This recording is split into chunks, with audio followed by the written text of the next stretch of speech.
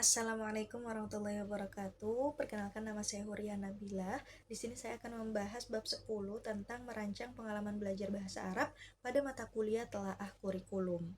Jadi, materi ini membahas bagaimana guru tidak hanya menyampaikan materi, tetapi juga merancang pengalaman belajar yang memungkinkan peserta didik menggunakan bahasa Arab secara bermakna. Materi yang akan saya bahas terdiri dari 10 bagian, yaitu pembelajaran sebagai pengalaman bermakna, prinsip perencanaan pembelajaran, pembelajaran berbasis teks, interaksi dan kolaborasi, pembelajaran berbasis tugas, integrasi keterampilan berbahasa, diferensiasi pembelajaran, pembelajaran reflektif, integrasi teknologi, serta contoh desain pembelajaran bahasa Arab. Bab ini menunjukkan adanya perubahan cara pandang dalam pembelajaran bahasa Arab. Jika sebelumnya guru lebih fokus pada pertanyaan materi apa yang harus disampaikan, maka sekarang fokusnya bergeser menjadi pengalaman belajar apa yang memungkinkan murid menggunakan bahasa Arab untuk membangun makna. Artinya, keberhasilan pembelajaran tidak hanya diukur dari materi yang selesai diajarkan, tetapi dari kemampuan murid menggunakan bahasa secara nyata. Masuk ke bagian A, pembelajaran sebagai pengalaman bermakna. Menurut Graves dan Richards, pembelajaran adalah proses merancang pengalaman belajar, bukan sekedar menyampaikan informasi.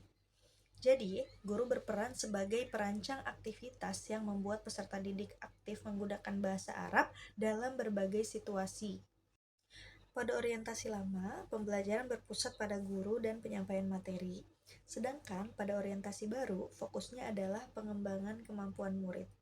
Murid menjadi pelaku utama dalam proses belajar, sementara guru bertugas memfasilitasi dan membimbing. Kemudian terdapat 3 ciri pengalaman belajar yang baik. Pertama, memiliki tujuan yang jelas sehingga murid mengetahui kemampuan yang sedang dikembangkan. Kedua, melibatkan partisipasi aktif murid melalui berbagai aktivitas berbahasa. Ketiga, menghasilkan perubahan kemampuan yang dapat diamati melalui performa nyata. Pengalaman belajar yang bermakna memiliki 5 karakteristik, yaitu berangkat dari penggunaan bahasa, dekat dengan kehidupan murid, kemudian melibatkan interaksi, mendorong eksplorasi makna, serta menyediakan ruang refleksi terhadap proses belajar. Kemudian yang juga poin penting adalah pengalaman belajar dan asesmen ini tidak dapat dipisahkan. Tujuan pembelajaran menentukan kemampuan yang ingin dicapai, pengalaman belajar membantu murid mencapai kemampuan tersebut, sedangkan asesmen dan umpan balik digunakan untuk melihat perkembangan serta memperbaiki kemampuan yang masih kurang. Kemudian masuk ke pembahasan prinsip perancangan pembelajaran bahasa Arab. Selanjutnya, terdapat 9 prinsip yang menjadi dasar dalam merancang pembelajaran bahasa Arab agar tetap terarah, bermakna, dan sesuai dengan tujuan pembelajaran. 3 prinsip pertamanya adalah: pertama, berorientasi pada kemampuan. Kedua, mendahulukan makna sebelum bentuk bahasa. Ketiga, menempatkan murid sebagai pelaku utama dalam proses pembelajaran.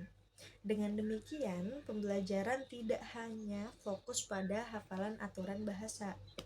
Yang selanjutnya adalah koherensi pembelajaran, mengakomodasi keberagaman murid, dan memberikan dukungan bertahap atau scaffolding.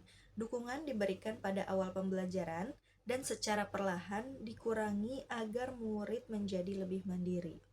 Kemudian yang terakhir, menekankan keseimbangan antara ketepatan bahasa, makna, dan kelancaran berkomunikasi. Selain itu, pembelajaran juga harus menanamkan adab komunikasi dan menyediakan ruang refleksi agar murid dapat belajar dari kesalahan dan pengalaman mereka. Oke, lanjut ke pembahasan pembelajaran berbasis teks. Dalam pendekatan ini, teks dipahami secara luas, tidak hanya berupa bacaan tertulis, tetapi juga dialog, video, poster, jadwal, maupun infografik. Teks menjadi sumber utama dalam membangun pengalaman belajar bahasa. Nah, teks ini memiliki 4 fungsi utama.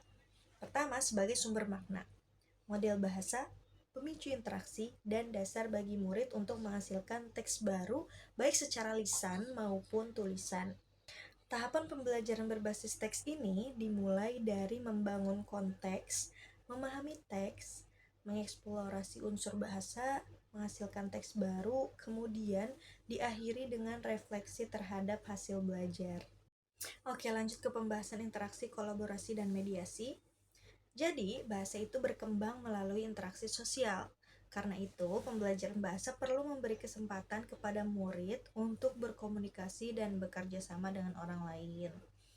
Dengan itu, terdapat 3 ruang penggunaan bahasa. Yang pertama interaksi, yaitu bertukar makna dengan orang lain.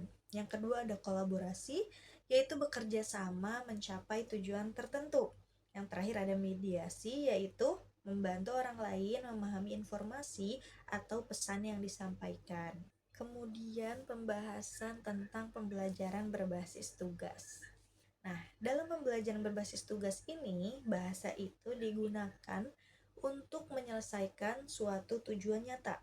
Dengan demikian, murid memiliki alasan yang jelas untuk menggunakan bahasa Arab. Nah, di sini terdapat 2 perbedaan, ada latihan mekanis dan bermakna. Latihan mekanis ini hanya berfokus pada pengulangan bentuk bahasa. Sedangkan tugas bermakna mengharuskan murid menggunakan bahasa untuk berkomunikasi. Nah, jenis tugasnya itu dapat berupa pertukaran informasi, pemecahan masalah, tugas kreatif, maupun proyek, dan lain sebagainya. Nah, pembelajaran bahasa Arab ini tidak seharusnya memisahkan antara maharoh-maharoh nih, baik itu keterampilan menyimak, membaca, berbicara, maupun menulis. Karena semua keterampilan tersebut itu saling mendukung dan perlu diintegrasikan. Oke, jadi proses pembelajaran ini bergerak dari menerima makna melalui menyimak atau membaca, kemudian mengolah informasi, menghasilkan bahasa melalui bicara atau menulis, dan akhirnya melakukan refleksi terhadap hasil yang diperoleh. Seperti itu. Oke, lanjut ke pembahasan diferensiasi pembelajaran. Nah, dikarenakan setiap murid memiliki kesiapan dan karakteristik yang berbeda, maka pembelajaran ini perlu menerapkan diferensiasi agar semua murid tetap dapat mencapai tujuan yang sama. Nah, diferensiasi ini dapat dilakukan pada konten, proses, dan produk pembelajaran. Namun, standar kemampuan yang ingin dicapai tetap sama bagi seluruh peserta didik. Jadi tidak dibeda-bedakan.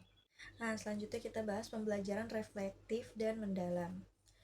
Refleksi ini menjadi bagian penting dalam pembelajaran karena membantu murid memahami apa yang dipelajari, bagaimana mereka belajar, dan bagaimana kemampuan tersebut dapat digunakan pada situasi lain, ya kan? Nah, jadi siklus perkembangan kemampuan ini terdiri dari pengalaman, performa, umpan balik, refleksi, revisi, dan performa baru. Melalui siklus ini, kemampuan murid bisa berkembang secara berkelanjutan, seperti itu. Nah, ada juga nih pembahasan integrasi teknologi. Jadi, teknologi itu digunakan sebagai sarana untuk memperkuat pengalaman belajar, bukan sebagai tujuan utama pembelajaran. Nah, dalam memilih teknologi ini, guru harus menentukan terlebih dahulu tujuan pembelajaran. Selain itu, juga guru harus menentukan bukti ketercapaian dan aktivitas yang diperlukan. Nah, karena sedang maraknya penggunaan AI di kalangan siswa, jadi di sini penggunaan AI itu harus bersifat bijak, transparan, dan tetap berada di bawah arahan guru agar pembelajaran tetap berjalan sesuai capaian pembelajaran dan tujuan pembelajaran itu sendiri.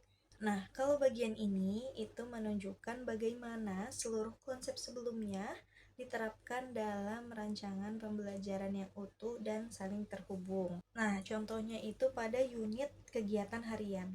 Tujuan pembelajarannya ini itu adalah agar murid mampu menjelaskan kegiatan harian secara lisan, ya kan? Nah, bukti ketercapaiannya itu bisa berupa presentasi maupun rekaman audio. Nah, di sini itu pengalaman belajarnya dirancang mulai dari membangun konteks hingga presentasi, kemudian diberikan umpan balik dan refleksi, seperti itu. Nah, penting juga sebelum mengajar, guru itu perlu menjawab 3 pertanyaan penting. Pertama, kemampuan apa yang ingin dibangun? Kemudian kedua, Bukti apa yang menunjukkan kemampuan tersebut berkembang? Dan yang terakhir, pengalaman belajar apa yang memungkinkan kemampuan itu muncul? Oke, sebagai kesimpulan, bab 10 ini menegaskan bahwa guru bahasa Arab adalah perancang pengalaman belajar. Jadi, pembelajaran itu harus berorientasi pada penggunaan bahasa untuk membangun makna, memanfaatkan teks, interaksi tentunya, tugas, dan teknologi secara terpadu. Selain itu, diferensiasi dan refleksi membantu setiap murid berkembang sesuai kebutuhannya.